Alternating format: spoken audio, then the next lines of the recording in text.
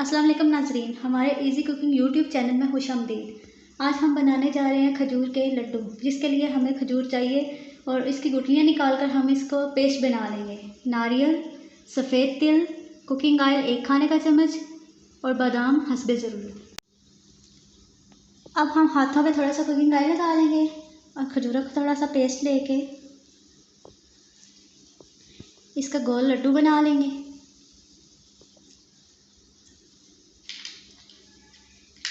फिर इसमें बादाम लगाकर दोबारा से इसका लड्डू बना लेंगे।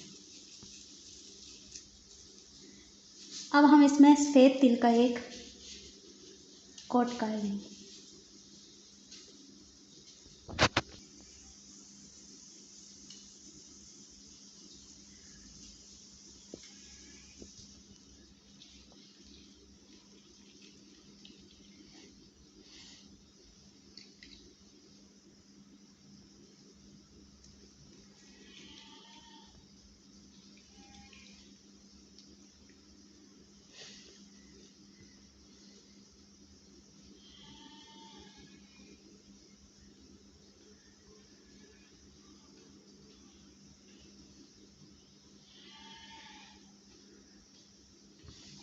मज़ेदार खजूर के लड्डू तैयार हैं। अगर आपको हमारी वीडियो पसंद आई हो तो हमारी चैनल को ज़रूर सब्सक्राइब करें और हमारी वीडियो को लाइक और शेयर करें।